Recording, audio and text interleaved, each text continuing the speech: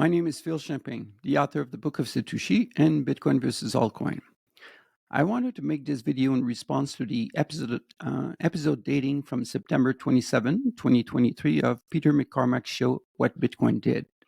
And the video in question was a debate between George Gammon and Jeff Booth about Bitcoin. While watching it, I felt that I needed to chip in my own take on this, and that's what that video is about. Specifically about the part where George Gammon mentioned we will end up with more than 21 million Bitcoin through fractional reserve banking. Okay, so first of all, I think Jeff and George were both great in this debate, and Peter also did a great job moderating these two great giants.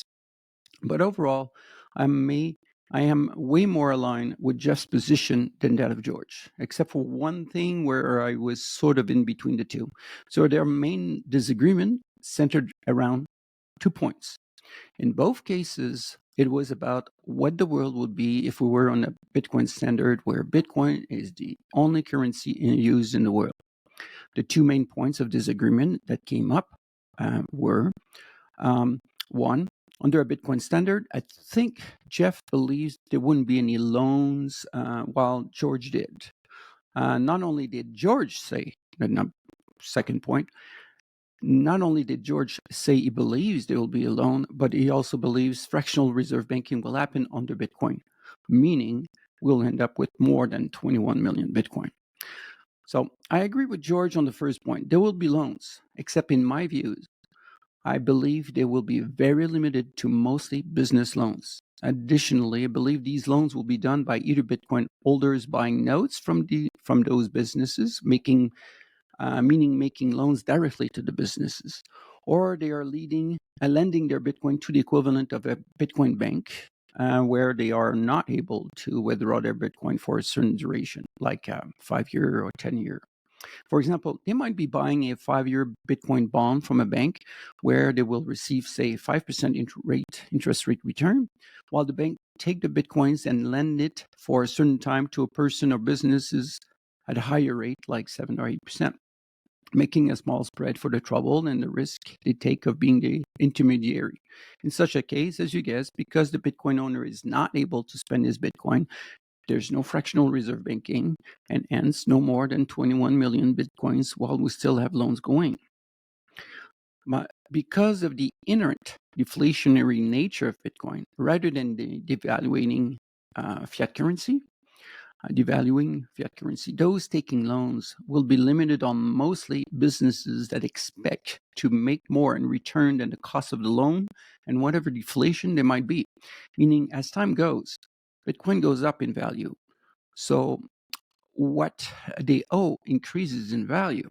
But if the business applied this to expand its factory, for example, they expect to be able to get more out of this expansion than the interest cost plus the deflationary aspect of Bitcoin.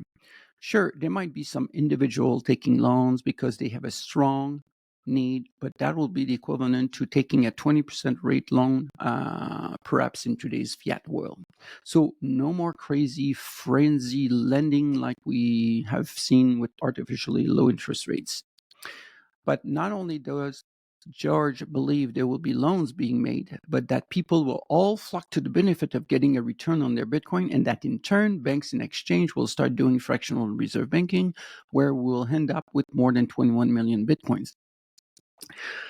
Now, he didn't go into the details of how this will work. As you know, the Bitcoin network is fixed on the number of Bitcoins. But what I did hear him say is speculate that there will be something like paper Bitcoin. I mean, that's the term he used, but in other words, a derivative of Bitcoin. Now, isn't that funny that he didn't expand on this important subject?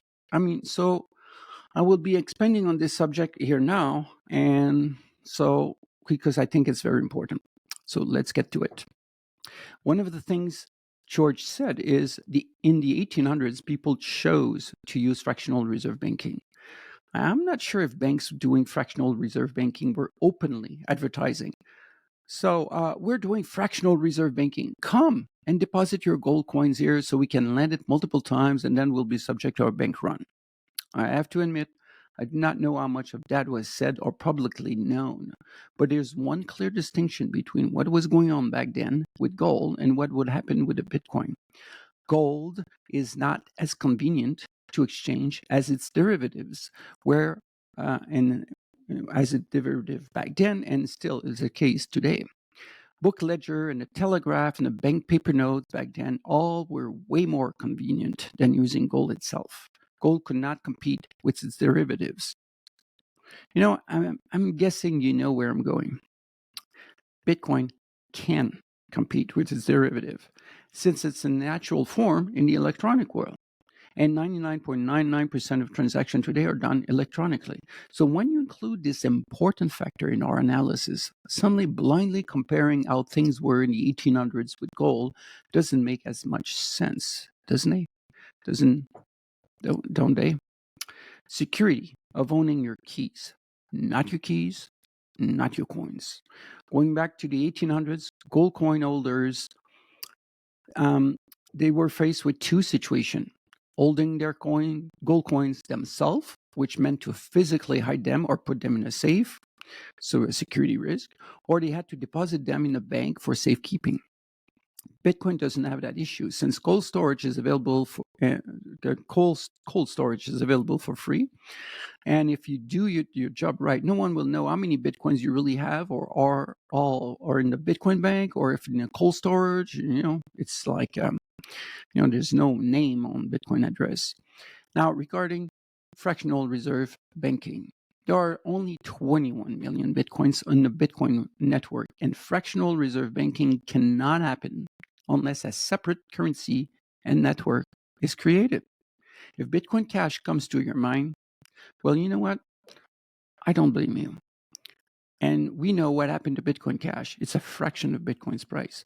So let's go over the details. Bitcoin banks will have to create a separate network for their coins, and let's call it Frac Bitcoin, which will supposedly be pegged to Bitcoin. This is like saying we'll create a sidechain of Bitcoin, and new coins representing it will be created on the sidechain. But because the Bitcoin banks are using fractional reserve banking, there'll be more of those coins on the sidechain than there are Bitcoins they actually represent. This means if a car loan was taken and the seller of the car gets Frac Bitcoin from the buyer who took that loan, the seller is on that Frac Bitcoin network. They're not real Bitcoin. For fractional reserve banking to happen, the Bitcoin banks need to have the ability to again lend the Frac Bitcoin that were received by the seller of the car. So, which begs the question. First question is, will the seller actually stick around with the Frac Bitcoin, or will he move it back to Bitcoin? What is the nature of the network? Second question, what is the nature of the network in which those Frac Bitcoins are running on? I'm sure it is not using proof of work, but rather more likely a proof of authority, like say XRP, which, as you know, is considered an absolute shitcoin. So it will not be long before these Frac Bitcoins, which are allowing for fractional reserve banking, leading to inflating the supply, to be called shitcoins. I can see that already.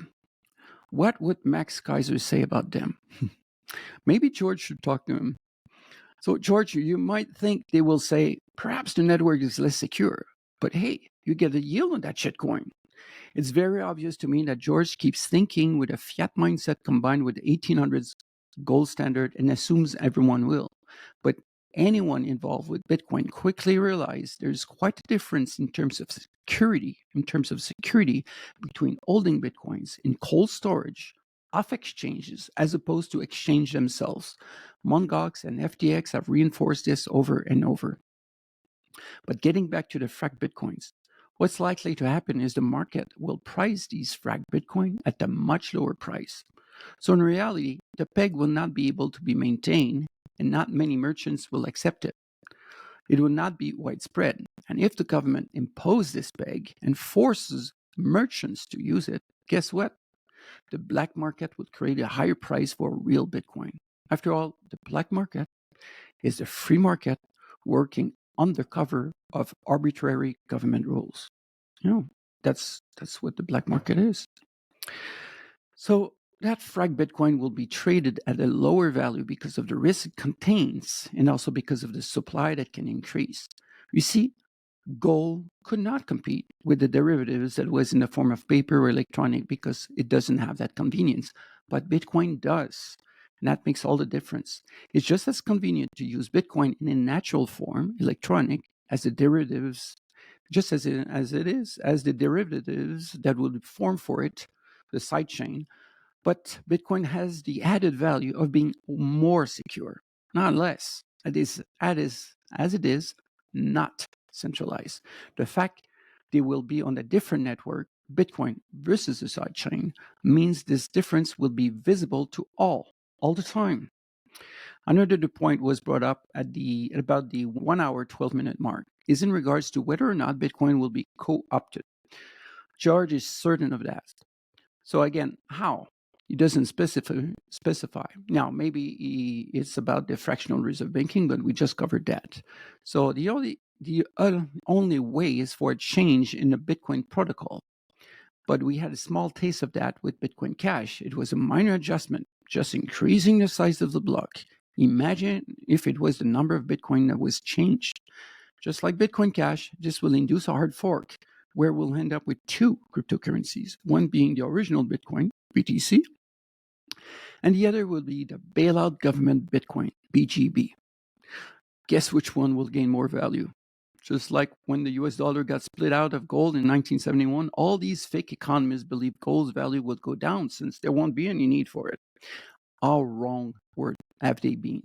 Now, George might say, well, then BTC will be on the sideline just as gold has been since 1971. Again, the difference with gold is that Bitcoin can directly compete in the electronic world against any government-backed coin, CBDC, or whatever.